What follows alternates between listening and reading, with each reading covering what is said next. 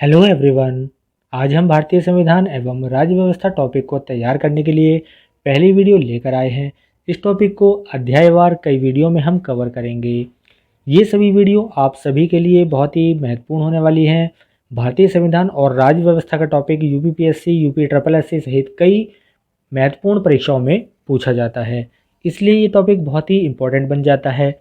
आइए हम इस टॉपिक की धमाकेदार तैयारी शुरू करते हैं और सभी महत्वपूर्ण प्रश्नों को तैयार करना शुरू कर देते हैं। आप सभी आज ही से इस टॉपिक को तैयार करते चलें, इसके नोट्स बनाते चलें। यदि कोई समस्या हो तो कमेंट बॉक्स में हमें ज़रूर लिखें। आगे बढ़ने से पहले निवेदन है, यदि आप हमारे चैनल पर नए हैं या अभी तक आपने हमारा चैनल सब्सक्राइब नहीं किया है तो चैनल सब्सक्राइब अवश्य कर लें तथा बराबर में दिए गए बेल आइकन को भी दबा दें ताकि वीडियो अपलोड होते ही आपको नोटिफिकेशन मिल जाया करे। तो चलिए शुरू करते हैं आज की ये वीडियो। तो आज अध्याय 1 में हम पढ़ने वाले हैं भारत का संवैधानिक इतिहास यानी कॉन्स्टिट्यूशनल हिस्ट्री ऑफ इंडिया। चलिए जल्दी से शुरू करते हैं। तो आज का हमारा टॉपिक शुरू होता है ईस्ट इंडिया कंपनी के भारत आगमन से। चलिए इसके बारे में पढ़ते हैं।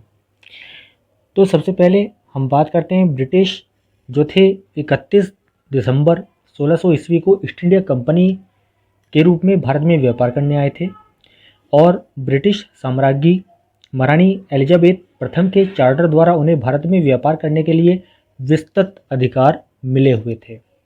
1757 के प्लासी युद्ध और 1764 के बक्सर युद्ध में जीत के बाद कंपनी ने भारत के विभिन्न क्षेत्रों पर अपना प्रभुत्व स्थापित कर लिया था। बात करते हैं कंपनी के शासन की 1773 से और 1858 ईस्वी तक के बारे में। यहाँ पर हम बात कर लेते हैं। सबसे पहला है हमारा रेगुलेटिंग एक्ट। तो रेगुलेटिंग एक्ट कब पारित किया गया? 1773 ईस्वी में। आइए इसके बारे में थोड़ा सा हम जान लेते हैं। इस अधिनियम द्वारा बंगाल के गवर्नर को बंगाल का गवर्नर जनरल पद दिया गया। ठीक है, यानी जो कि बंगाल का गवर्नर कहलाता था अब उसको गवर्नर जनरल कहा जाने लगा। ऐसे पहले गवर्नर लॉर्ड वॉरेन हास्टिंग्स थे। इसके द्वारा मद्रास एवं बम्बई के गवर्नर बंगाल के गवर्नर जनरल के अधीन हो गए। यानी मद्रास और बम्बई के जो गवर्नर होते थे अब बंगाल के गवर्नर जनरल के अंडर काम करने लगे। इस अधिनियम के अंतर्गत कलकत्ता में 1774 में एक उच्चतम न्यायालय की जो है स्थापना की गई जिसमें मुख्य न्यायाधीश और 3 अन्य न्यायाधीश थे। ठीक है, इस अधिनियम के द्वारा कंपनी के कर्मचारियों द्वारा निजी व्यापार करना और भारतीय लोगों से उपहार व रिश्वत लेना प्रतिबंधित कर दिया था। ठीक है। तो पिट्स का जो इंडिया एक्ट था कब अस्तित्व में आया था? 1784 ईस्वी में। आइए इसके बारे में थोड़ा सा पढ़ लेते हैं। यह अधिनियम 2 कारणों से महत्वपूर्ण था। पहला तो ये था कि भारत में कंपनी के अधीन क्षेत्र को पहली बार ब्रिटिश आधिपत्य का क्षेत्र कहा गया था। दूसरा ये कि ब्रिटिश सरकार को भारत में कंपनी के कार्यों और इसके प्रशासन का पूर्ण नियंत्रण प्रदान किया गया था। ठीक है, इसके बाद हमारा टॉपिक है भारत के गवर्नर जनरल को किस एक्ट के द्वारा अपनी समिति के निर्णय को अस्वीकार करने का अधिकार मिला? तो 1786 का अमेंडमेंट एक्ट। अगला पॉइंट है किस अधिनियम ने भारतवासियों को अपने देश के प्रशासन में कुछ हिस्सा लेना संभव बनाया? Charter act 1883। चलिए इसके बारे में थोड़ा सा डिस्कस कर लेते हैं। इस अधिनियम ने बंगाल के गवर्नर जनरल को भारत का गवर्नर जनरल बना दिया। लॉर्ड विलियम बेंटिंग भारत के प्रथम गवर्नर जनरल थे।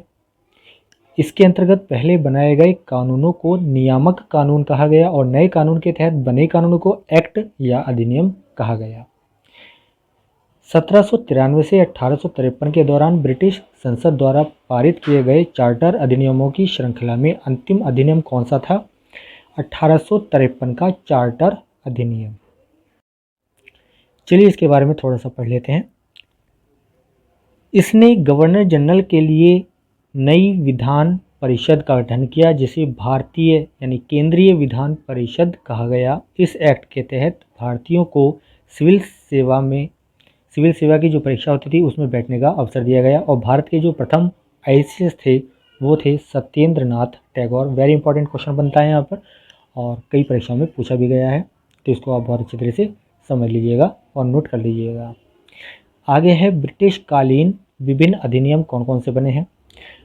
तो भारतीय संविधान के विकास एवं निर्माण के क्रम में जो ब्रिटिश शासकों ने कई अधिनियम बनाए थे उनका कुछ क्रम इस प्रकार है। चलिए हम आपको बता देते हैं। पहला है रेगुलेटिंग एक्ट 1773 में, अभी हमने पढ़ा है, ठीक है।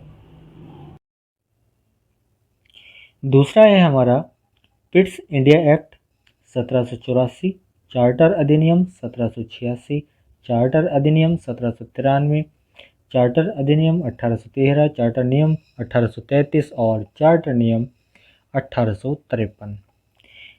इसके बाद था भारत शासन अधिनियम 1858 और भारत परिषद अधिनियम 1861।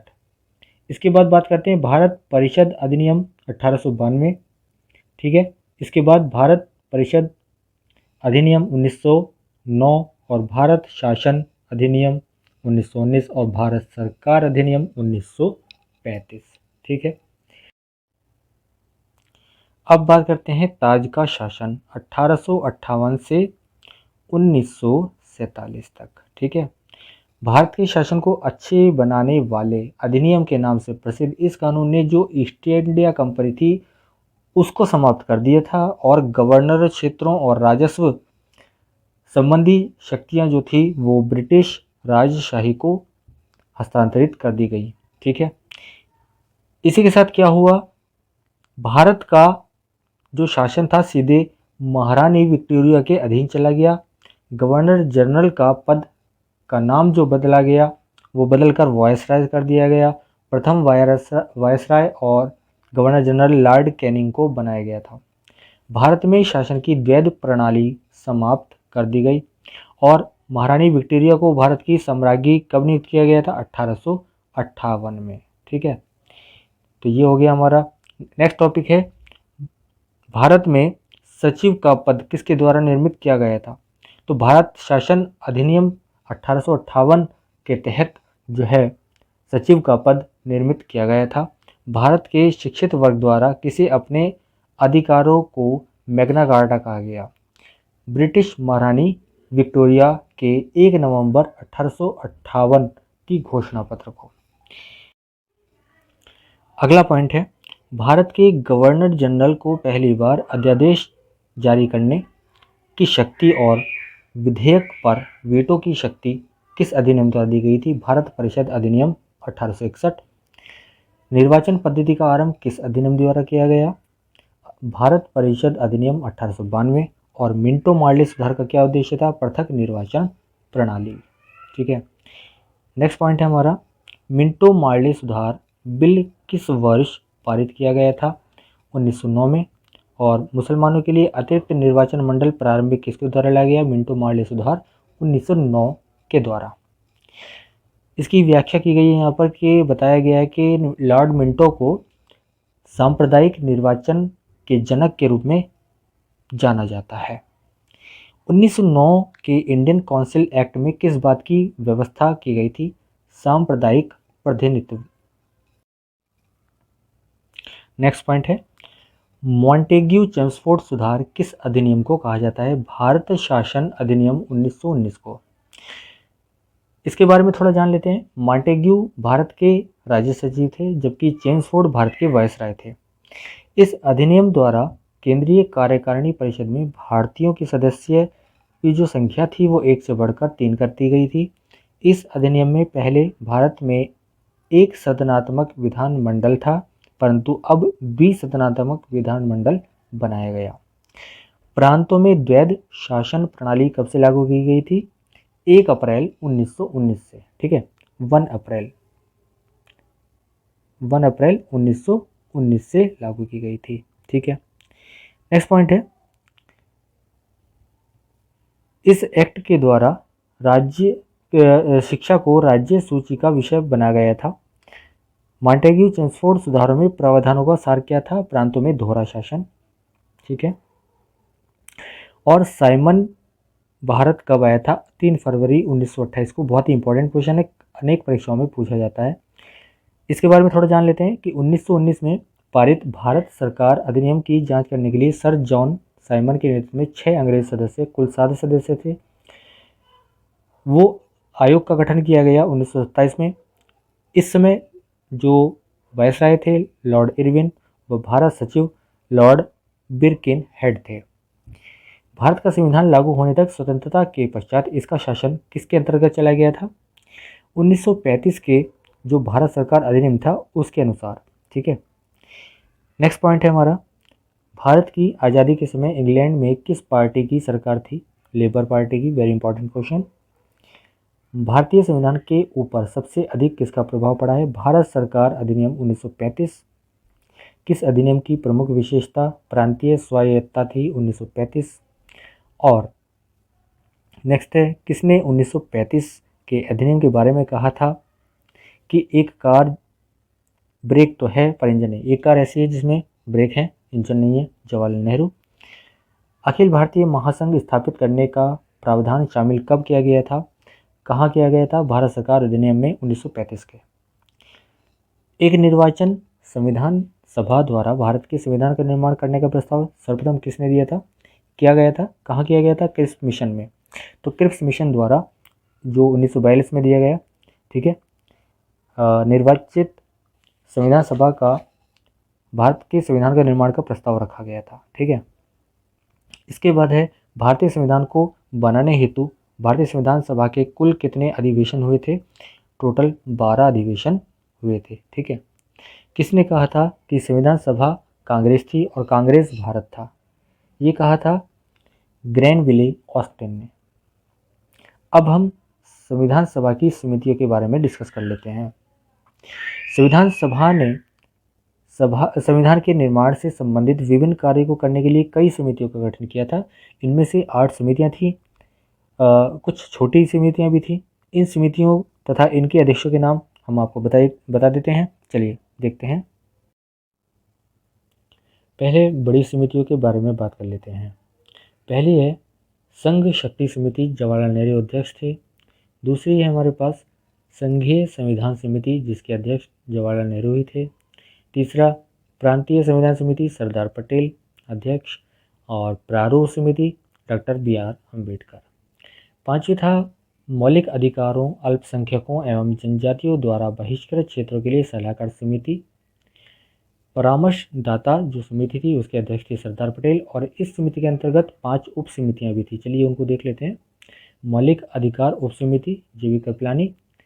और दूसरी थी अल्पसंख्यक उप समिति SC मुखर्जी।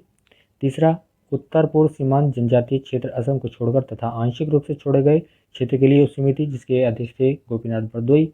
और लास्ट थी हमारी छोड़े गए एवं आंशिक रूप से छोड़े गए क्षेत्रों असम में सिंचित क्षेत्रों के अलावा उप समिति। ठीक है, AV ठक्कर। और लास्ट है हमारे पास उत्तर पश्चिम फ्रंटियर जनजातीय क्षेत्र उप समिति। ये 5 हमारे पास उप समिति थी। इसके अलावा जो नेक्स्ट थी हमारे पास प्रक्रिया नियम समिति, जिसके अध्यक्ष थे डॉक्टर राजेंद्र प्रसाद। 7 राज्यों के लिए समिति, राज्यों से समझौता करने वाली समिति, अध्यक्ष थे जवाहरलाल नेहरू। और लास्ट हमारे पास थी संचालन समिति, जिसके अध्यक्ष थे डॉक्टर राजेंद्र प्रसाद। तो यहाँ तक आज हमने कंप्लीट कर लिया है। नेक्स्ट वीडियो में अध्याय 2 हम लेंगे। आज की वीडियो से संबंधित आपकी कोई समस्या सुझाव हो तो आप हमें कमेंट बॉक्स में ज़रूर राइट कीजिएगा। आज की वीडियो में जितने भी हमने क्वेश्चंस लिए हैं उन सभी को आप नोट्स बनाकर तैयार कर लीजिएगा, क्योंकि नेक्स्ट जो भी परीक्षाएं आएंगी उनमें ये क्वेश्चन बहुत ही ज़्यादा इम्पोर्टेंट होने वाले हैं और ये परीक्षा में आने के चांसेस बहुत ज़्यादा हैं। ठीक है, तो आप सभी क्वेश्चंस को अच्छी तरह से तैयार करते चलें, आज से ही अपने नोट्स बनाते चलें और प्रिपरेशन अपनी करते चलें। ठीक है, तो मिलते हैं नए वीडियो में नए टॉपिक के साथ।